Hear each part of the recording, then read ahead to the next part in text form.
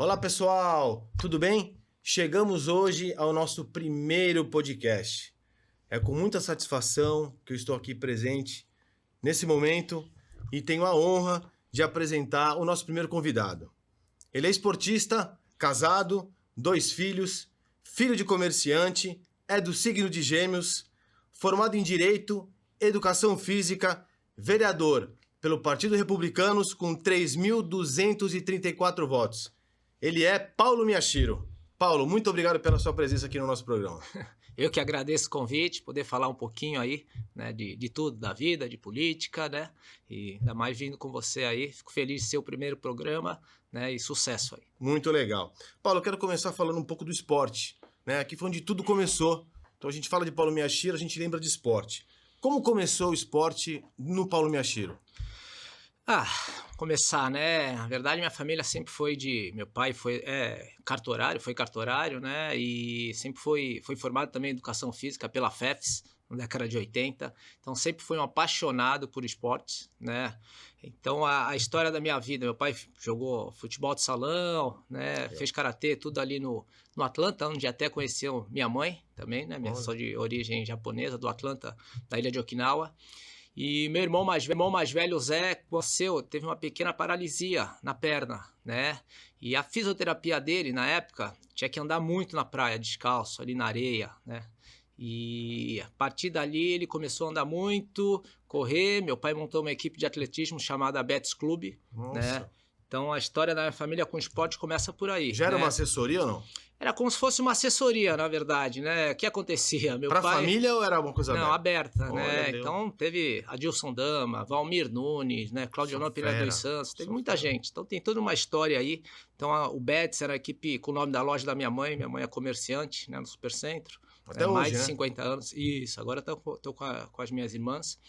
Então a família, o esporte começou aí. Então meu Zé andava muito, corria muito, né? E todo mundo, a Cláudia, minha irmã mais velha, a Elide também. Que legal. E eu vim já um pouco mais na rebarba ali, né? Então, meu pai chegava nos finais de semana, a casa ficava cheia, né? Tinha um micro-ônibus, né? E era aquele esquema de trazer essa molecada, o pessoal carente. A gente corria em volta do Canadá ali do colégio, então tinha o pessoal ali, dos amigos, família. Então, isso estou falando começo nos anos 80, né? Muito tempo atrás. Então chegava as coisas nos finais de semana aqui no litoral, ou então em São Paulo, alguma cidade perto assim, né? Então a criançada ia sexta, sábado, já dormia lá, pegava o ônibus de manhã cedo, fazia a prova e meu pai já... E numa época que a gente não falava muito ainda de equipamento, né? De tênis, relógio, como se fala hoje, né? Não. Acho que era um treino raiz, né? Era muita... Aquela época que a gente falava, né? Tentativa e erro, ia passando, né? Uma orientação, né? Não tinha muita ciência envolvida, né? Então, foi bem naquele lançamento, quem lembra, né? Da Cana Longa e Fast Fit, aquelas marcas do Rio, né? Foi bem na época da Maratona do Rio, ali de 82, Atlântico Boa Vista, que fazia a ponte Rio-Niterói. Então, meu irmão, com 8 anos, só para ver o quanto que ele andava, o quanto que ele corria já naquela época. Com 8 anos, meu pai já fez a maratona com ele. 8 anos? 8 anos. Hoje não é permitido, né? Coisa muito fora da curva, né? Mas ele já tinha feito várias meias, então, né, tinha toda essa... Na verdade, também falta um pouquinho de... Não tinha tanto conhecimento na época, a gente não sabia o quanto que poderia ser... de fisiologia... o quanto seria maléfico, né? Hoje a gente sabe que é até proibido. Lógico, tem recordes mundiais que já tiveram crianças que fizeram isso, né? Tanto que meu irmão até na época saiu na revista Isto É, na Veja, então tem tudo guardado lá. Que legal. Saiu depois, fizeram uma matéria numa corrida grande... revista aqui de corrida do Brasil também. Então dá para dizer que vocês iniciaram esse esporte aqui na Baixada Santista? Na década de 80. Aí depois acabei migrando para natação, né? Nadei muito tempo no Santa Cecília, até 94. O Zé e a Elide foram para o triatlo antes, a Cláudia parou, né? Então, em 94 encerrei praticamente a época de natação e fui para o triatlo. Já fazia algumas provas de biatlo, né? No começo da temporada a gente corria muito em volta do quarteirão, então a gente fazia toda essa preparação, né? E pro triatlo para mim até foi mais fácil, porque Santos sempre teve uma gama enorme de atletas, enorme de provas, né? Então a gente não deixa de falar, né? Internacional de Santos aqui trouxe os melhores do mundo, uma premiação com uma estrutura, né, digna de circuito mundial, fez parte, né, do circuito. Então veio Mark Allen, Dave Scott, Scott Molina, Michele Jones, tudo que só monstro. Mundial da época. Quem fala de triatlo sabe, Chris McCormack, Greg Welch, então é muita gente que passou por aqui. Então o Santos sempre foi um celeiro de, a gente fala, né, de provas aqui, grandes provas e celeiro de atletas, não tem como não formar, né?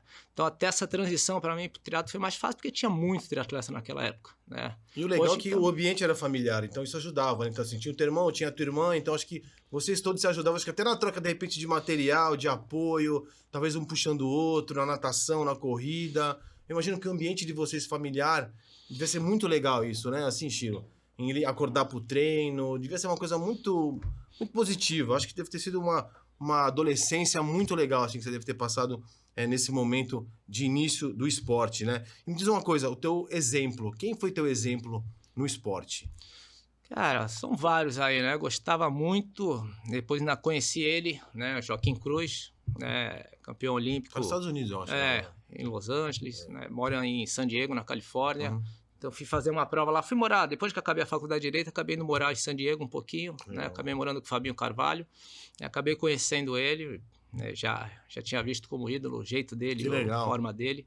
Então, né? Ayrton Senna também, né? Aqui a gente fala, né, do contato mais perto, né, do triatlo. Leandro Macedo, acho que é um cara que, além de ter visto ele ser campeão do circuito mundial, acompanhei bem a carreira dele no início, que o Zé fazia triatlo, né? Ele e o Manzan, acho que foram caras que despontaram, né? Acompanhei até quando eles foram segundo e terceiro no circuito mundial, já em 96, eu corri algumas provas do circuito, mesmo tendo iniciado em 95, 96 eu já estava correndo o circuito, né?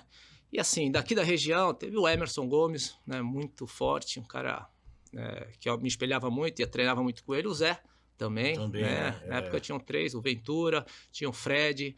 Então, Santos, assim, por isso que eu falei que essa transição para mim foi muito mais fácil. Fred Monteiro, né? Fred Monteiro. Legal. Essa transição foi muito mais fácil para mim, porque essas pessoas conviviam na minha casa. Então, finais de semana, triatlo. Eu cresci nesse meio, né? Então, você falou, qual que era a rotina minha? Acordar de manhã, né? Quando eu treinava 2 períodos. Era 5h30, eu estava na piscina treinando, tudo escuro no Santo ali, não tinha aqueles prédios todos, só tinha uma lâmpada de mercúrio no relógio, né? Cresci fazendo isso com meus irmãos. Escola, voltava para casa, almoçava, descansava, treino de novo. Assim, era uma rotina, né, que a gente fala árdua, mas a gente nem sente na época, né? Você quer tanto, você gosta tanto. Os amigos que eu fiz no esporte, na natação, são amigos que eu até hoje tenho contato. Então, esse meio que eu falo é muito importante, até para criança. A gente não fala só do alto rendimento em si, mas o processo de disciplina, objetivo, né, dedicação, a gente o que o esporte, né, leva para a vida. E eu acho que essa faixa da idade que você está no nível de competição, né, ou na parte juvenil para o principal, eu acho que é a parte onde a parte social é a mais importante, é onde a gente carrega isso para a vida toda. E acho que você observou bem. Eu carrego hoje as amizades daquela época. Então, eu acho que para o jovem de hoje, o momento social, o convívio social, ele é mais importante, talvez, até que todas as outras coisas que estão em volta. Porque eu acho que você se relacionando bem, você tendo um grupo de amigos bons, eu acho que você consegue carregar isso para a tua vida inteira. Eu acho isso muito positivo, Chiro. Como é que são os treinos para as competições? Você que é um cara né, multicampeão, participou de várias provas, como que você trabalha uma prova? Você vai fazer um Ironman, você vai fazer uma maratona. Quanto tempo demora para uma pessoa se preparar? Alimentação, treino, rotina, como família, né? Porque a família inteira eu acho que tem que participar. Como é que funciona isso, Chiro? É o que eu falo, na verdade, né? Tudo depende do que a pessoa quer, que nível de objetivo, né? A gente fala objetivo, a pessoa quer fazer, né? Ou ela é competitiva, né? Ou ela quer só fazer como um desafio, né? Tudo depende da sua disponibilidade, principalmente de horário. Você falou da família. Então, tem vários triatletas hoje que voltaram a fazer triatlon. A gente sabe que eles querem ser competitivos, porque nasceram no triatlon, mas eles sabem que as limitações do tempo dele, da vida dele, com a família dele, já não dá. A gente fala assim, o cara quer fazer triatlon, né? Eu mando começar, vai pelo início, vai pelo short triatlo, vai pelo olímpico, depois vai pro meio, depois vai pro Iron, né? Hoje o pessoal pula muitas etapas, vai direto pro Iron, direto. Isso é um risco? Você acha é um perigo? Você acha que pode aumentar um desgaste, uma lesão, um efeito psicológico? Como que é isso? Cada um encara de um jeito, né, na verdade. Não dá pra. Eu falo assim, tem todo um processo. Você vai aprender a pedalar, vai aprender a nadar, vai aprender a correr, vai aprender a fazer os três juntos, que é o triatlo, vai poder curtir isso, né? Eu falo que tudo tem o seu tempo. Por isso que eu falo, se puder fazer uma prova longa, tenho como objetivo isso, depende de que esporte você fez, depende de quanto tempo você vai ter de disponibilidade para treinar, né? Você, às vezes você consegue fazer, quanto que é o custo disso? Vale a pena ter esse risco?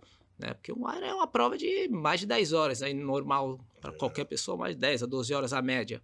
Então é muito tempo e é muito tempo treinando. Tem alguns treinos chaves que você vai ter que ficar 6 horas pedalando, 7 horas pedalando. E fora de casa, né? Fora de casa. Então tem todo esse, né, a gente fala de tempo com a família, né, dedicação, e tem também o desgaste, não só físico, emocional também. Então tem cara que fez um Iron e nunca mais quer ver triatlo. Acabou perdendo o encanto pela modalidade, tanto foi desgastante, não só fisicamente, mas mentalmente para ele. Então a gente fala assim, curta todo o processo, faça uma prova short, que na cena competitiva não termina bem, vai para um olímpico, faz o olímpico, curte o processo do tem que ser triatlo, prazeroso, o né? convívio, exatamente. Aproveita o convívio, o espaço, o momento ali que você está vivendo, poder fazer uma atividade física, né? E depois aumente isso de acordo com o seu objetivo. Não pode ser um sacrifício, né? Lógico, o treino é um sacrifício. Acho que o todo não pode ser sacrificante, né? Tem que ser prazeroso, né? Exatamente. Acho que quando vira sacrifício é um pouco complicado. E das tuas conquistas, Chiro, assim, qual que você acha que foi a mais, assim, de valor, assim, na tua opinião? Que você, às vezes, tá em casa e fala, caramba, aquela conquista foi marcante, ou aquelas conquistas, né? Eu acho que o principal não tem como fugir, né? Todo atleta sonha com uma Olimpíada, né? Então, desde a época da natação, desde a época que eu vi Joaquim Cruz em 88 lá, e 84 principalmente, né? Que ele ganhou um ouro, depois um bronze, né? Rogério Sampaio em 92. Então, eu sempre quis estar numa Olimpíada, né? Como natação, acabei não indo, parei em 94, né? E acabou abrindo um espaço aí para o triatlo. O triatlo entrou em 2000, né? Eu comecei a fazer triatlo em 95, 96 já mudou todo o formato para entrar no circuito, né? Mudou o circuito mundial para justamente entrar numa Olimpíada, né? Então, em 99, quando eu acabei a faculdade, que eu me dediquei, me tornei profissional, até foi o start ali, falar assim, puta, acabei a faculdade de Direito, né? Sigo a carreira, né? Ou vou tentar mais um pouco esporte. Foi até ali um momento chave, ali em 99 da minha vida, pedi até um tempo assim para pensar, foi a época que eu fui para fora. E você amadurece... Foi a época que você foi para San Diego. Para San Diego, E até se desligar um pouquinho de casa, né? Sair, né? Foi aí, eu falo assim, que em 3 meses, pouco mais, né? Acabei amadurecendo muito. Porque é aprender a fazer tudo, né? Sozinho, sair, sem mãe, sem ninguém. Sem ninguém também, sem nada lá no país longe. Então, eu voltei de lá sabendo o que eu queria. Falei, 2000 não dá, tá muito perto para poder, né, classificar e ter que correr o circuito mundial. Então, falei, 2004 eu vou estar lá. Então, fiz todo um planejamento, sabia o que eu queria, sabia os patrocínios que eu deveria ter, sabia quais os resultados eu precisaria ter aqui no Brasil para poder criar esses patrocínios, para poder correr lá fora, né? Escolhi bem as provas lá fora. Então, acho que foi uma sequência aí que deu certo. Pessoas que me cercaram ali, na época eu fiquei na Unimonte 8 anos, né? Fui patrocinado pelo Santa, depois Unimes, fiz faculdade de Direito na Unimes também. Depois fui para a Unimonte, lá com a família Lanza, fiquei 8 anos na Unimonte, Pão de Açúcar, família Diniz, 8 anos. E tive também Memorial, tive vários patrocínios aí importantes aí que me ajudaram. E assim, foi tudo por etapas, né? E eu fui conquistando, graças a Deus, que deu tudo certo, não tive nada, né? Histórico de lesão, nada. Acho que foi tudo um processo que eu falo, né? Tanta gente me ajudou nesse meio. Sem dúvida. Falei do Emerson, né? Na época, quem me treinou a vida toda foi o Marcos Paulo Reis. E na época, o Mosquito também me ajudou muito na natação, né? E o Emerson acabou parando o triatlo e começou a me ajudar, né, nos treinos de corrida de rua, na quarta-feira, que começou. Sim. Foi justamente no começo das assessorias aqui em Santos. Então o Emerson, o MPR, desceu aqui, né, e ele ia dar treino na pista lá pra gente, em Cubatão, depois na praia, né, e traz moto. Meu irmão no final de semana fazia treino de bike, então muita gente. E Fred, Fabinho, Maurinho mudaram os treinos deles justamente para poder me ajudar a classificar. E toda essa avaliação que você fez, toda essa ideia de saber, né, que prova fazer, os treinos, isso tudo era uma estrutura somente sua ou você tinha pessoas que te cercavam e que você tinha fisiologista, você tinha, sei lá, nutricionista? Como que era isso? Como é que era isso, Chiro? Nutricionista eu tinha, né? Tive vários aí, né? Acho que fisioterapia também, até para reabilitar, não machucar, né? Às vezes um preparador físico ou outro e um técnico, né? Que fazia tudo. Então você tinha um suporte por Tinha trás, você tinha uma suporte, galera. não tem como tem hoje, né? Na verdade, hoje a Isso, equipe multidisciplinar é fundamental, né? Então, desde psicologia, tudo, né? A gente fala reabilitação, tudo. O atleta hoje, que ele quer ser de alto rendimento, né, tem que fazer tudo isso, e hoje a gente ainda brinca, né? O atleta tem que ter uma rede social muito forte, né? Justamente, o atleta é uma imagem para se vender como patrocínio. Então, acho que é tudo uma equipe que tem que ter, e o atleta em si. O que eu fazia na minha época da minha vida, né? Acordava cedo, 7 da manhã, já estava na estrada pedalando, né? Voltava, tomava um café, ia para a piscina, né? Aí ia para a piscina, voltava, desligava tudo, dormia. À tarde, treino de novo de corrida. Então, praticamente, treinava de 3 a 4, porque entrava às vezes musculação e às vezes uma fisioterapia, né? Um pilates.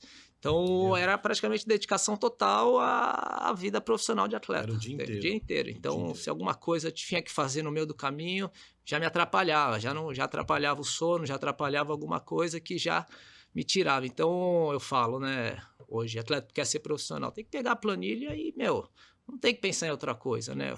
Tem que deixar toda essa equipe. A gente, na época, tinha assessoria de imprensa. Hoje, né, é praticamente essa pessoa que vai fazer todo esse marketing, né? De rede social, até procurar patrocinadores. Hoje tem toda uma equipe naquela época, envolvida como aí. é que você fazia com você falou de patrocinadores? Pão de Açúcar, a Unimonte, o Santa Cecília.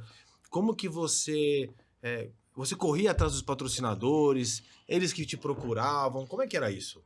Da Unimonte, eu fui do Santa como natação, né? E do Santa depois não tive mais nada. Porque naquela época que a gente falou, não tinha mídia, né? Não tinha. A mídia era jornal, então tinha que dar resultado, só aparecia quem era atleta que dava resultado, né? Hoje, uma rede social, o atleta sabe se vender, e dá retorno, não tem como então falar você tinha que levar o jornal lá pra falar, tá aqui, ó, sai no jornal no dia tal.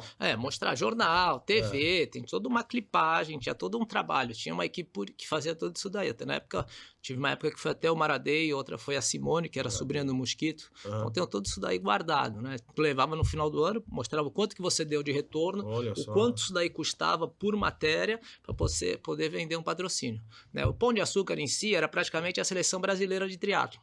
Né? Tinha muita gente lá. Então eu fiquei 8 anos. Né? Então já vinha pela confederação, no caso.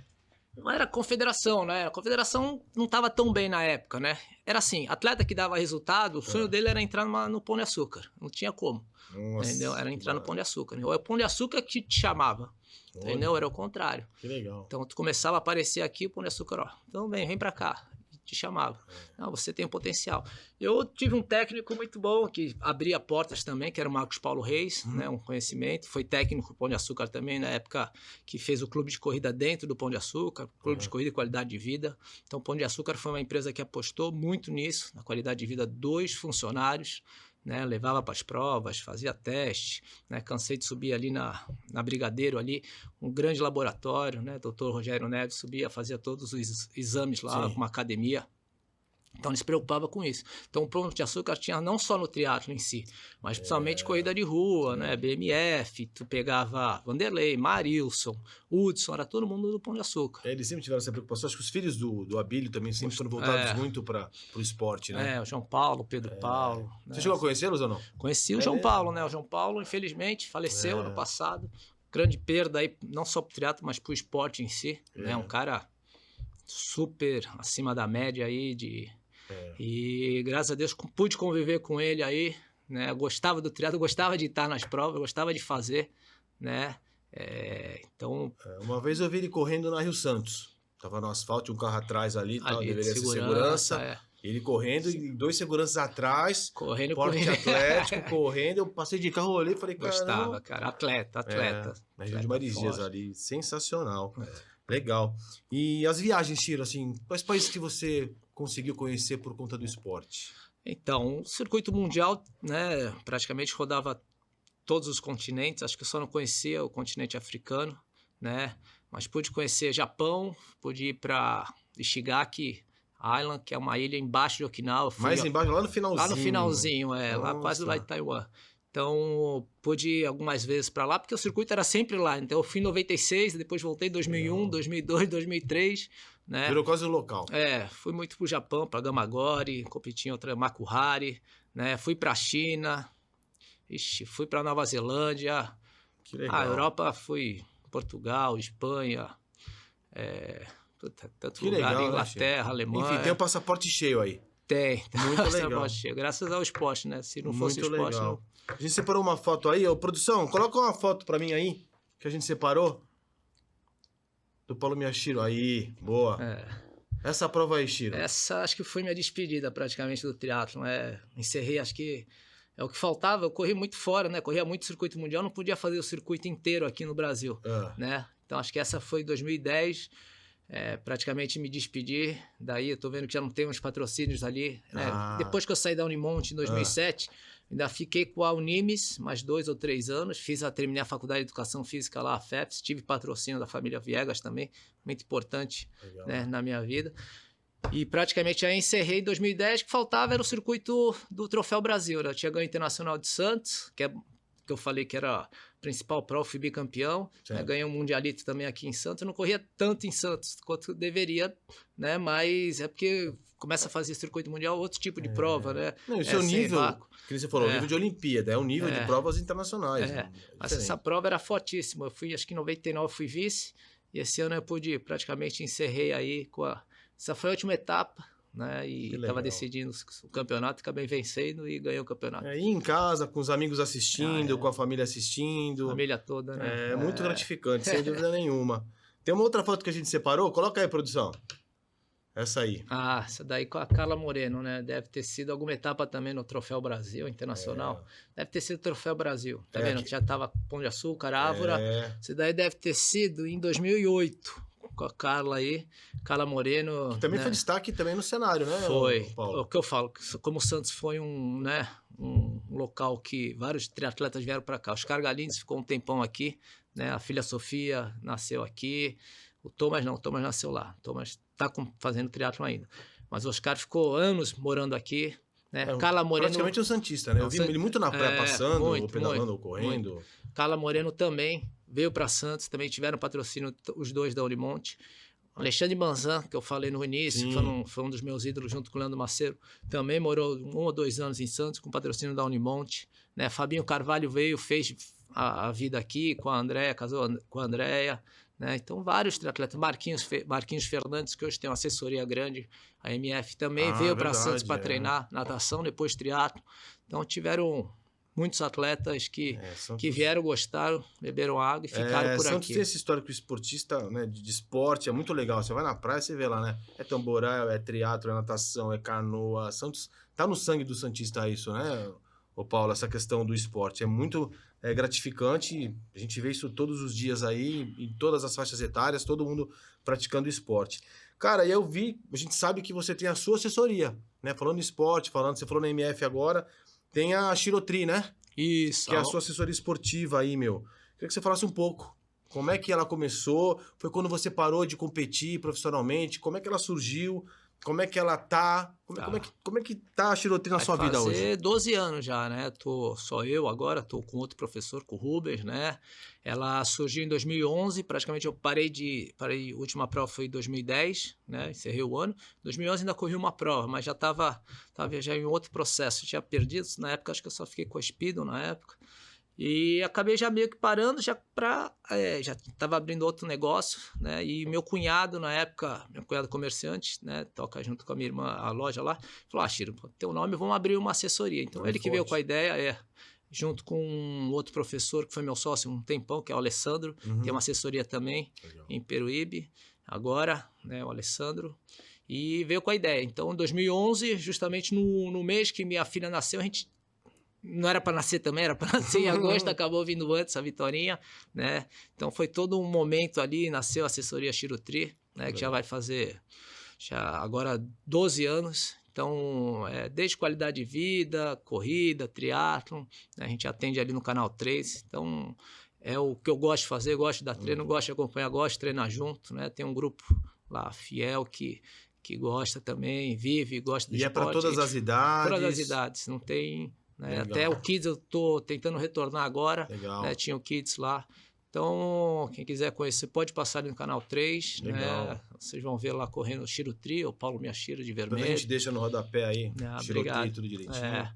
Eu acho que essa é a ideia. Na verdade, é não só fazer o esporte em si, a gente fala que a gente tem que sempre retribuir alguma coisa que a gente deu, né? Então, hoje, pensando como assessoria Shiro Tri, não só um negócio, mas a gente está devolvendo para as pessoas, né? Principalmente a saúde dela, né? O ambiente em si de amizades. A gente fala que todo meio é importante e é um meio que eu acredito, não tem como fugir, sem dúvida. né? Então, E para mostrar que o esporte assim, realmente é uma necessidade física, né? E também, por que não, mental. Hoje, qual é a idade do seu aluno? Qual é a idade do seu aluno mais velho lá na Shiro Tri hoje? Mais velho é a Dona Ana, né? Dona Ana. Fez 3 maratonas agora com 80 anos. 80 né? anos. Agora já diminuiu um pouquinho, tá na prova de 5, 10. A gente fala só para manter, né? E tá ali no meio, que acho que é o que move ela, a família sabe disso, né? Fez a São Silvestre agora, no final do mês, né? Então é uma grande inspiração, mas tem vários atletas lá que você vê, e é gostoso, a gente fala assim, né? A gente fala de esporte, qualidade de vida, saúde, né? Mas também tem todo um processo ali da gente fala aquele desafio pessoal, né? Muita de realização. Então, tem atleta lá que não conseguia correr 5K, e hoje você faz ele tornar um sonho, né? Que é a gente fala todo o desafio numa maratona, né? O cara termina uma maratona. Então, na verdade, aquilo para a cabeça dele, psicologicamente, ele fica muito forte, né? A gente fala que não é só o processo, como você falou, um sacrifício, um desafio, né? Mas o mental dele ali é muito forte, ele terminar uma prova de 5, de 10, o que for. Estou falando da maratona porque, né, a gente usa como parâmetro, mas qualquer desafio, tem gente que nunca fez nada, não conseguia fazer uma caminhada, não conseguia correr, e tu vê ela terminando uma prova, então é importante, né, até para a gente, que a gente fez parte do processo e ela conseguiu, né, se desafiar. Então a pessoa pode chegar na assessoria lá, nunca corri. Essa pessoa ela pode estar apta a chegar lá na assessoria.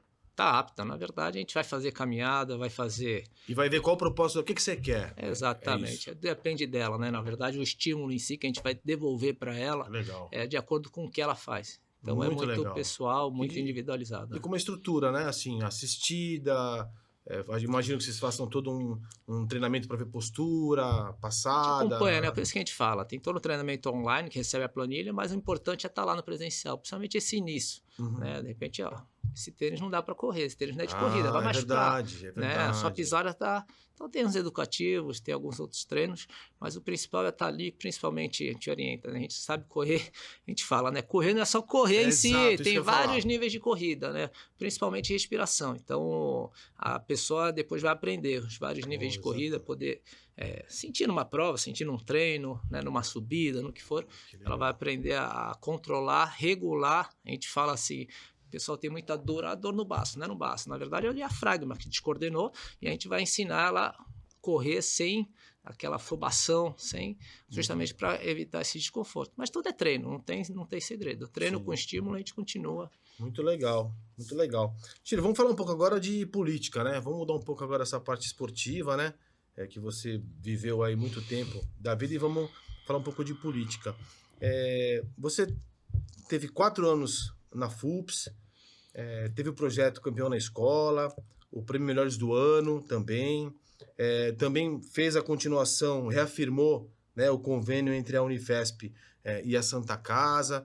Queria que você falasse um pouquinho dessa transformação do Paulo Miyashiro, esportista, dono de assessoria, para a vida pública. Deve ser uma transformação bastante considerável, né? Eu queria saber um pouquinho, como é que isso se deu? Dormiu e acordou pensando em virar político? Foi estimulado por alguém? Era um desejo pessoal? A família aprovou, não aprovou? Como é que foi isso, Chiro? Então, o que eu falei, em 2011 acabei, né, abrindo assessoria, também abri um comércio, tive família de comerciantes, né? Minha mãe já era do ramo de cosmético, bijuteria. Eu abri uma outra coisa, abri uma lotérica, né? Acabei indo para outro comércio, né? E acabou final de 2012. Paulo Alexandre, né, sempre foi meu amigo antes, né, antes da política, antes dele até ser candidato. E acabou juntando, me convidando para ser presidente da Fundação Pro Esporte, né? Nada melhor, né? É tudo. Ele falou, Cheiro, eu vejo que é você, esporte de alto rendimento, tinha Sem acabado de dúvida. parar. Eu falei, vou topar esse desafio. Referência. Né? Hoje o esporte é assim em Santos, né? Secretaria de Esporte cuida de eventos, estrutura, né? Que é a estrutura que a gente fala que são os complexos esportivos, né? Evento esportivo que a gente fala que o que acontece tudo na cidade, na praia, de corrida, todas as modalidades, e de estrutura de complexo esportivo e fomento de uma iniciação, principalmente, ou atividade física dentro dos complexos. Né? E o outro lado, como Santos sempre foi uma cidade, né, com celeiro de atletas, praticamente quando montou a Fundação Pro Esporte, esse outro lado de atletas de alto rendimento, que vai representar Santos Jogos Abertos, Jogos Regionais, ficou para a Fundação Pro Esporte, justamente para prospectar patrocínio, ter uma abertura maior para poder receber emenda, verbo, o que for. Né? Então acabou separando. Então, hierarquicamente, o secretário de esporte e presidente da fundação é praticamente igual, cada um cuida de uma área do esporte na nossa cidade. Né? A FUPS, ela tem um contato mais próximo com o atleta. Diretamente com o atleta. E a secretaria, clube. Ela tem um contato mais com a instituição, com o governo, com... os dois, na verdade, né? Acabou, quando foi criada a fundação, era para ter a ideia dela em si, quando veio, não era para ser muito vinculada ao executivo em si, quando ela foi criada, né? E acabou, a gente sabe o quanto que depende hoje, né, do poder público, né?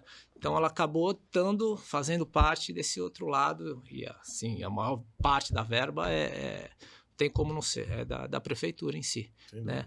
Então acabei topando esse desafio, né? Fiquei de 2013 a 2016, né? Tivemos vários projetos, acho que o principal foi passar justamente para o atleta toda a importância do que é ser um atleta na cidade, principalmente a imagem dele, né? Hoje a gente fala que o atleta, naquela época, né, é uma figura pública, né? O patrocinador, ele é um produto que o patrocinador quer estar associado a uma imagem boa, por isso que grandes empresas patrocinam os atletas justamente para poder vender a imagem. Então a gente passava essa importância, a gente falava que o atleta em si, né, tudo tem um ciclo, a gente não sabe quando acaba, né? Às vezes um acidente, alguma outra coisa, né, durante o percurso aí dessa vida esportiva, pode interromper. Então a gente preparou muito o atleta até para incentivar a bolsa de estudo. Então fiz convênio na época foi com a Unisanta, né, das bolsas de estudo. O Nimes, na época, patrocinou a equipe de judô, era Suelen, Bruno Mendonça e Luiz Gevite. Né, o Bruno já tinha ido para 2012 para Londres e a Suelen foi para 2016, né, tudo com bolsa e patrocínio. Né? Então, na verdade, nossa grande importância dentro da fundação, né? Atender o atleta, mostrar para ele a importância dele, né? Representando a cidade, representando, né, a entidade, o clube, o que for, né? Tentando valorizar ao máximo. Então, o prêmio Melhores do Esportes foi justamente para poder, né, agraciá-los aí no final do ano e agradecer por tudo que eles fizeram, até para dar mostrar ele para o público, mostrar ele para uma mídia, para uma imprensa. Não, eles se sentem valorizados. Exatamente. Né, esse é um jeito de valorizar o atleta em si, mostrar isso. Então, desde a primeira vez, a gente fez até o técnico indicava 3, né? Ou então a gente pegava 3 de destaque, e a gente fez uma comissão fora da fundação, justamente convidados. Na época, na primeira foi o Negrelli, foi até o Joel, chamei o Joel, né? Joel J. Mas alguns atletas que fizeram toda essa comissão fora.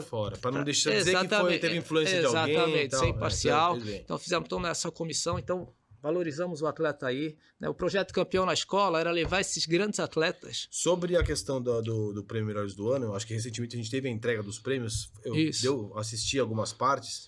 Deu para ver, assim, de forma nítida o sorriso da Pamela, que ganhou no futevôlei, do João Magalhães, que ganhou na corrida. Sim. Então, realmente... importante, né?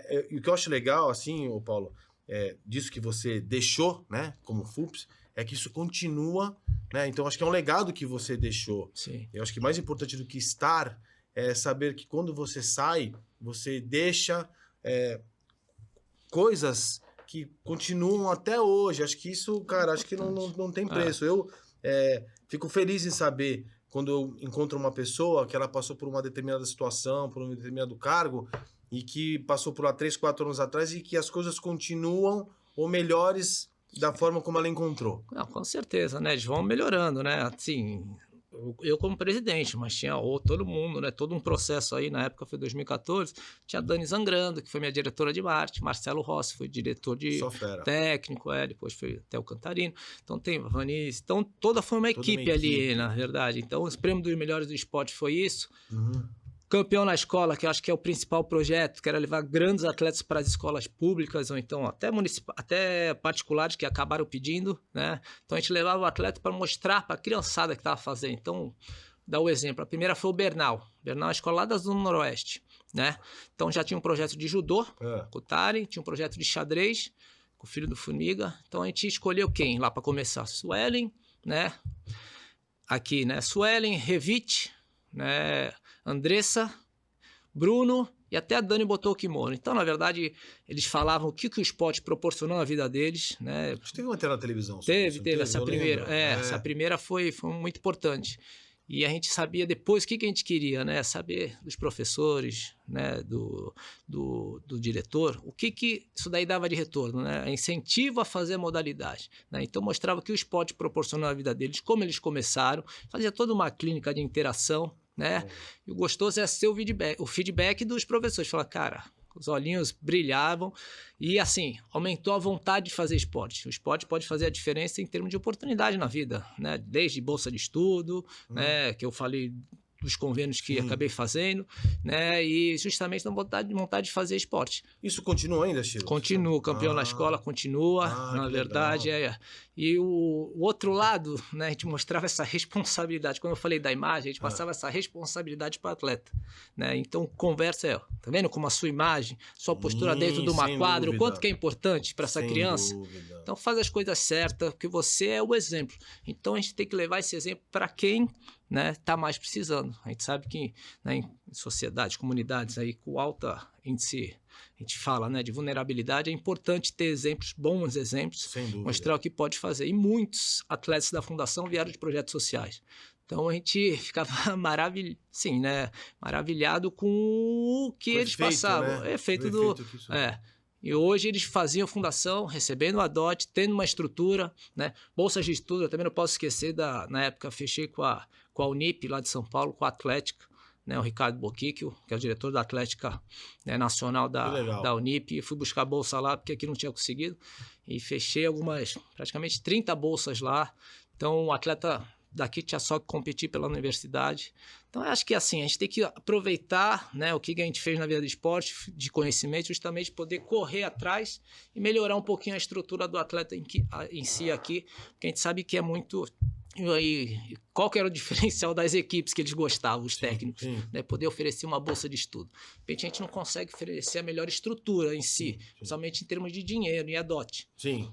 Mas a mãe sabia que aqui ia ter responsabilidade, o atleta sair daqui a 4 anos com uma bolsa, com uma profissão. Né? Exatamente. Então esse já é o diferencial. A gente já formava não só a equipe competitiva, mas a gente já passava essa mentalidade que depois o que ele tem que seguir. Formava um ser humano para a sociedade. Exatamente. Um professor focado não só educação física, mas... E aí, como é que foi essa questão do Paulo Miyashiro, vereador? Como é que foi Como é que foi esse desejo? Como é que ele cresceu, Chiro? Na verdade, o que eu falei, né? O Paulo Alexandre me chamou, né? Fiquei 4 anos aí a fundação, né? Acabou 2016, já tinha tido uma recondução, então não poderia ficar na fundação, né?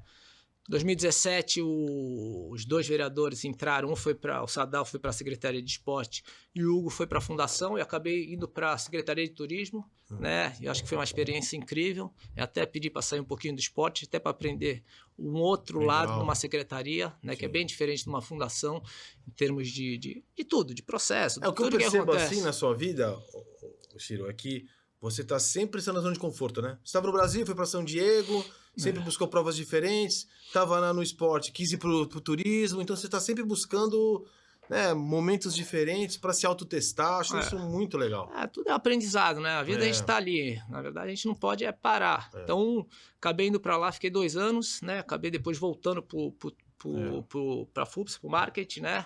E recebi o convite também do Rogério, do Paulo Alexandre, toda a equipe. Para ser candidato. Para ser candidato a vereador, né? Aí levei em casa, tive algumas resistências, né?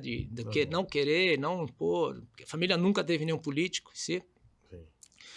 E acabei mostrando o que eu queria fazer. Acho que esse é o principal, é quando você tem um objetivo, né? Tem um outro lado do pessoal hoje, quando fala política, tem todo mundo um certo receio, né?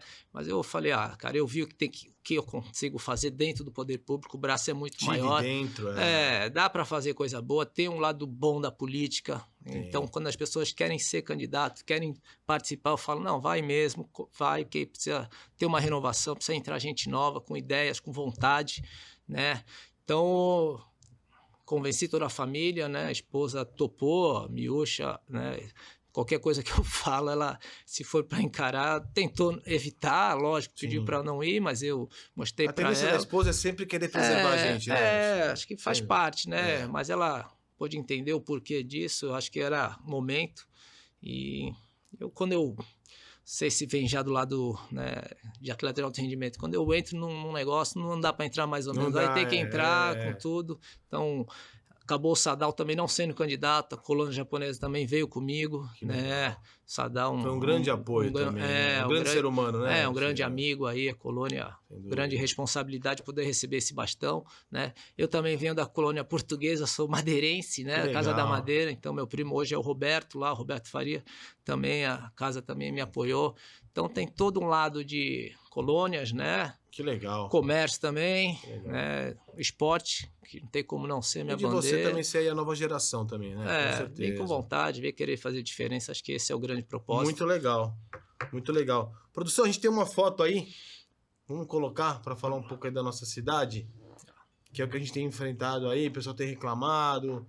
E assim, Chiro, tem gente que fala, pô, a prefeitura não faz, fulano não faz. Eu vejo que a população, de uma forma geral, ela não sabe exatamente de quem é a responsabilidade. Então, assim, eu vejo que a prefeitura, ela disponibiliza albergues noturnos para os moradores de rua, aí dizem que eles não querem ir, aí uns dizem que não pode ir de forma forçada, tem que ser de forma, como eu vou dizer, forma voluntária.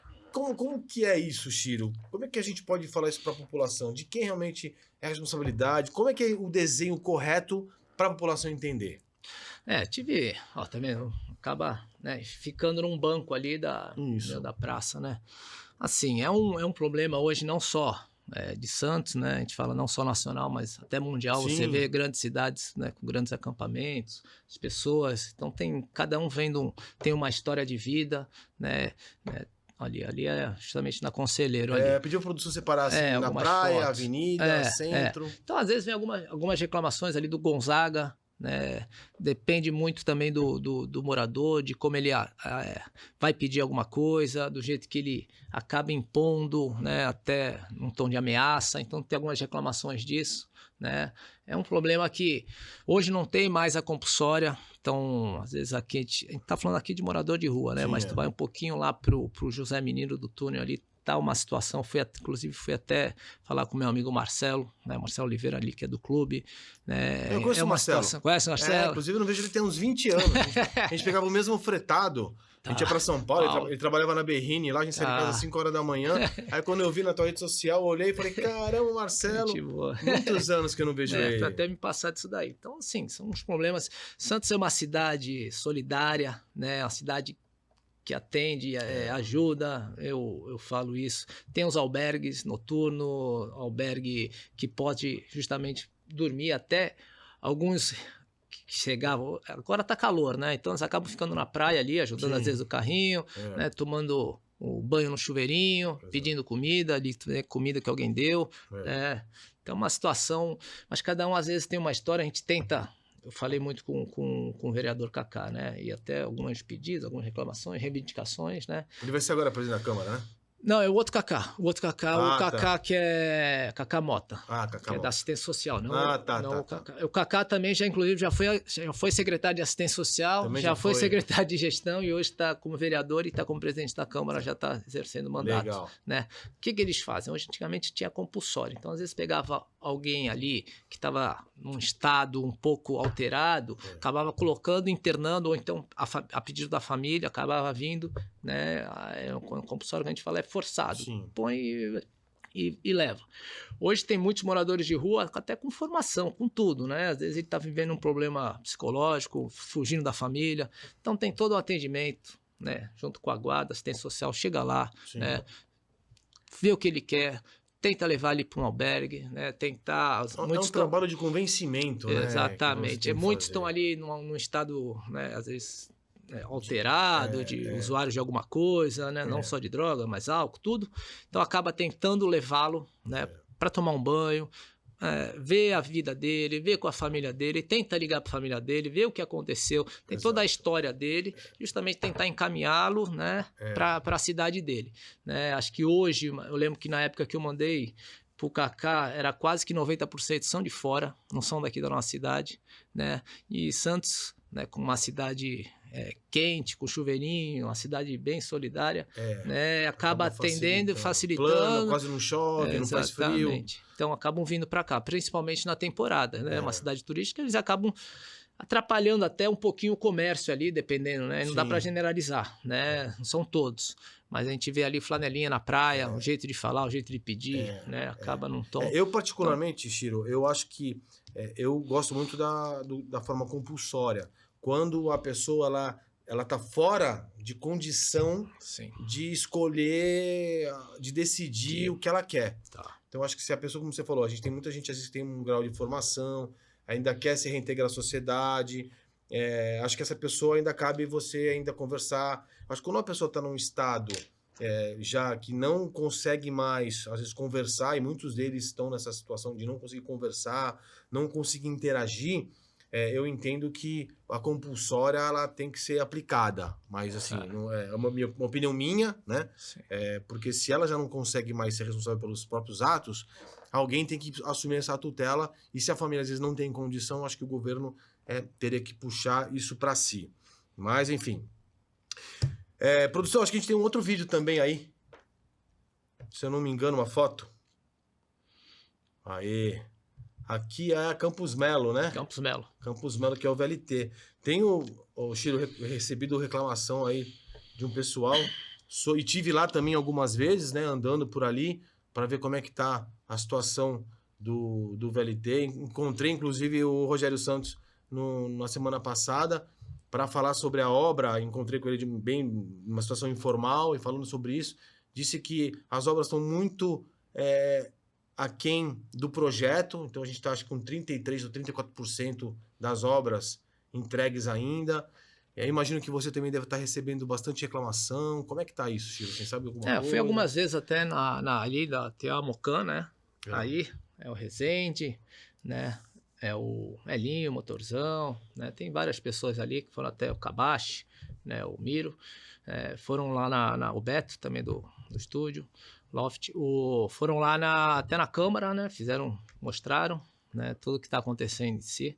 Né? A gente sabe que é uma obra do Estado, né? Eles terceirizam, então são vários consórcios.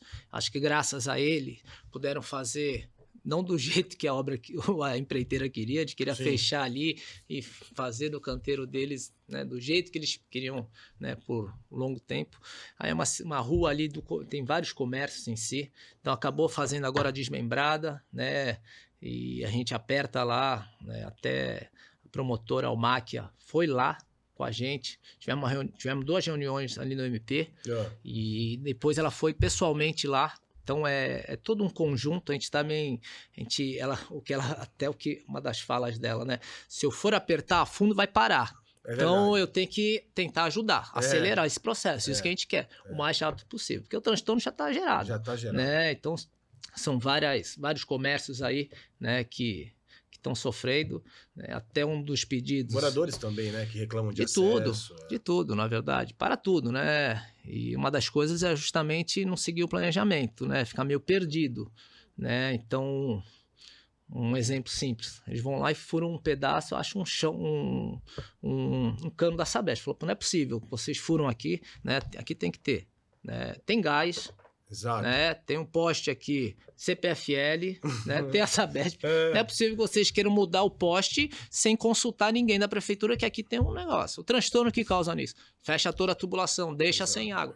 Então tem várias coisas que não dá para aceitar e admitir, né? Mas cabe ao vereador ir lá pontuar, cobrar, acelerar, né? A Amocan começou por aí. Então hoje tem da Luiz Camões, né? Tem da Amador Bueno, né? Da João Pessoa vai ser um pouco mais larga, vai ser mais tranquilo. Amador Bueno vai causar grandes transtornos também ali, porque é uma rua estreita, né? Comércio. Já começou, inclusive, né?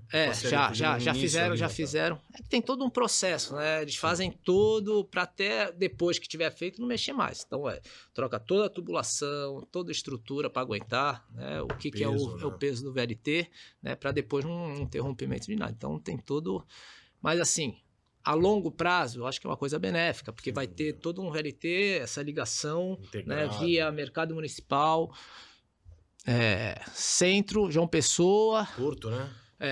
Centro, João Pessoa e rodoviária. Então tem todo um trajeto bonito, né? A gente quer que funcione. Dali para frente, seguir para Cubatão, até ali, vai até Ponte dos Barreiros, seguir para Praia Grande, eu acho que tem Grande depois, se sair realmente o túnel, seguir para o Guarujá. Túnel ou ponte, Chiro? Eu acho que é túnel, né? Vamos ver. A princípio, acho que é túnel. É o que está mais... Saindo qualquer um dos dois, acho que vai ser benéfico até para a cidade. Eu gosto muito do túnel. A gente falando de mobilidade, né, que é o VLT, a gente tem mais uma foto aí, né, produção? Isso. Pessoal... Tem falado sobre a Ponta da Praia também, né, Chiro?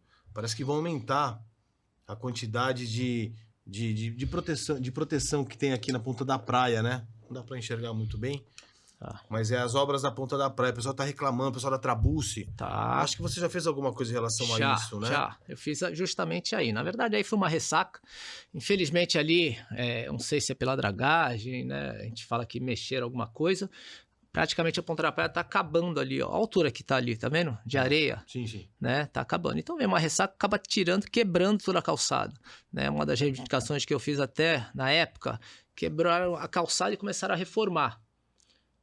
Praticamente a pessoa tinha que ir pra rua. Isso, é verdade. Então o que eu fiz? O que eu fiz? Pedi pelo menos para tirarem aquele estacionamento ali e as pessoas poderem andar pelo onde é que é estacionamento de carro. Então eles cercam hoje do lado de fora para poder melhorar. E também acelerar esse processo, né? Isso daí foi ano passado, né? Hoje já é dia 19, né? Acho que deve ter sido lá para setembro, outubro. Então a gente sabe que é toda uma obra, também não dá para fazer sem estrutura, porque senão para a próxima ressaca cai tudo. Sem dúvida. Né? A gente sabe que a Ponta da Praia ali cada vez mais, não só ali também, a gente vai vendo, depois do Canal 6 ali Aparecida, tem dia que praticamente não tem areia, então mexeu muito ali, né, acabam tirando tudo que acaba indo lá para os canais do Canal 1, Canal 2, Canal 3, numa ressaca, acabam tirando areia e jogando tudo aqui na Ponta da Praia e vão mantendo aí, mas acho que a longo prazo aí tem que pensar num outro projeto grande. Legal. Né, Sim, a gente sabe que o meio ambiente tem aqueles bags, né? Sim. Eu sou daquele... Meu sonho, né? Aqueles bags ali viram, não vou falar um emissário, mas que faça uma boa faixa ali para justamente proteger toda essa baía. Depois, se quiser, até manda esse projeto, que até fazia um braço em si, para vir até a Ponta da Praia, eu acho que protegeria bem ali, né? Verdade. E do lado de dentro até fazia uma piscina, onde é que tem os campeonatos de polo aquático. É verdade. Fazia uma piscina um evento desse aí, de polo aquático ali. Imagina ali. Imagina ali na frente, você coloca uma faixa seguindo legal. Aqui, que você pode andar pelos dois lados, como se fosse um deck mesmo, né? E aí você faz um reservado, um lugar seguro, que você fazer como se fosse uma piscina, né? Natural ali no meio, toda vez trocado. Você faz vários eventos ali. Mas a gente sabe que o meio ambiente, né? A gente sabe quanto que é difícil, até os bags que eram submersos, quanto que a prefeitura, né? Seria muito legal. Apanhou e colocou até para mudar um pouquinho, né, essas ideias em si. Seria muito a gente sabe quanto que é travado, mas isso é para o futuro. Mas ali a Trabuce é uma área diferenciada, né? Vai ter uma grande reforma agora. Vai virar um bulevar ali ou não? Vai, né?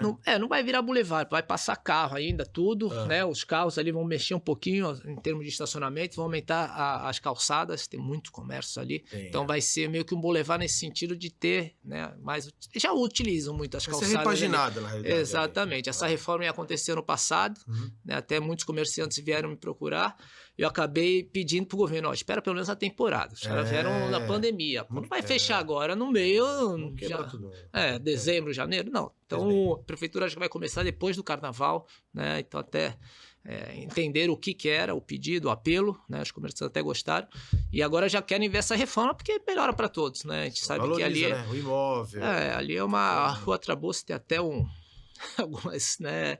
É um local diferenciado ali, a quantidade de pessoas que moram e principalmente comércio ali. Não, sem dúvida. Chiro, também acho que a gente separou uma foto de ciclovia, se eu não me engano, não foi, produção? O pessoal tem reclamado bastante da ciclovia. Eu separei uma foto, tinha outras fotos, mas eu coloquei só uma foto. Daí, essa é uma foto na João Pessoa. João Pessoa, tá. Mas assim, de uma forma geral, Chiro, eu tenho visto que a ciclovia, ela tem assim, muitos locais que estão precisando de manutenção, de reparo. Não sei se isso tem a ver de repente com a concessão do segundo processo do VLT, se está junto na melhoria, se não... Não, na verdade, assim, ciclovia hoje, né, a gente fala que Santos, principalmente que é uma cidade plana, né, e Santos hoje muita gente vem trabalhar aqui, né, vem tanto do Guarujá, tanto de Praia Grande, né, São Vicente, né, e usa esse modal. A gente fala que temos de ciclovia desde lazer, né, que o pai vai passear, andar com a criança, a gente vê que bicicleta cresceu muito isso. E o meio de transporte. Então a ciclovia, tinha pedido até estudo para ver se conseguia alargar um pouquinho mais, principalmente a da praia ali. A gente sabe que é tombado ali todo o jardim, né? A gente sabe o quanto que é importante ter. E o que acontece hoje, a grande dificuldade? Lógico, a manutenção tem que acontecer sempre. Isso, a gente fala que isso daí. Né? Uma das coisas que hoje o pessoal aponta muito, poda de raiz. Poda de árvore já dá trabalho. Poda de raiz, então... E a poda de raiz acaba levantando a ciclovia, acaba deixando, né? E ali é diferente que ali é um buraco. Eu vi que não tinha árvore, né? Então... Mas tem alguns casos que realmente que você falou. Tá assim, tá para cima. Pena ali, tá levantado. São vários. Então, várias reclamações, vários pedidos, né, para uma manutenção. O cara vem à noite ali, não tem muita iluminação. Principalmente a árvore que está levantando ali, acaba... né, causando um acidente. Então é uma manutenção, são pedidos, né, pertinentes e toda hora... Você está sempre fazendo e apontando, que acho que cabe esse é o nosso papel, né, de estar não só legislando, zeladoria, fiscalizar executivo, apontar, às vezes não consegue, né, não tem braço. Acho que esse é o papel do vereador, de levar para o executivo, né, e melhorar a qualidade. Assim, o que eu costumo falar para o pessoal, assim, para os amigos, né, para a população de uma forma geral também, Chiro, é que assim, não dá para o prefeito e nem para o vereador estar em todos os locais da cidade ao mesmo tempo. Então, nada melhor do que, às vezes, o próprio munícipe levar para o vereador a demanda. Olha, eu vi um buraco aqui numa rua, eu vi aqui uma árvore. Chiro, pô, eu vi uma situação aqui, tá caindo. Porque vocês ajudam a dar olhos para a prefeitura. E foi o que você falou. Então, o morador vê lá um problema na rua, um buraco, uma água, um cano saindo lá, o encanamento, Chiro, o vereador tal, tá saindo aqui, tal, vocês vão lá, vão correr atrás de quem tem que resolver. Eu acho que esse é o papel da população também, ajudar o vereador a levar isso para a prefeitura para poder resolver os problemas da cidade, porque realmente é humanamente impossível o prefeito e os vereadores estarem em todos os lugares, né? É importante, né? Ele tem que ter, na verdade a gente fala que é tanto para ele quanto para quem tá lá, pro próximo, né? E eu falei ano passado, até numa das sessões, até do Tomiotaki, né? Que foi todo restaurado, tu vê no dia seguinte o pessoal andando de skate ali, né? Cabe também ao morador, ao frequentador, né? Cara, cuidar, não deixar. Atos de vandalismo não dá mais para aceitar. Então, na verdade, a gente fala assim, você vê alguma coisa errada, né? Não quer se identificar, livre uma ouvidoria, liga para uma guarda, né? Liga para alguém justamente para não deixar que aquilo aconteça. É assim, é para você. Então tu vê a quadra de basquete lá do emissário. Puta, alguém se pendurou e caiu. O cara fala, pô, isso daí não é para se pendurar. Você ia se pendurar na sua casa desse jeito? Pô, tá querendo quebrar o negócio. Então tem alguns lugares, tem um local que eu fui que era uma quadra.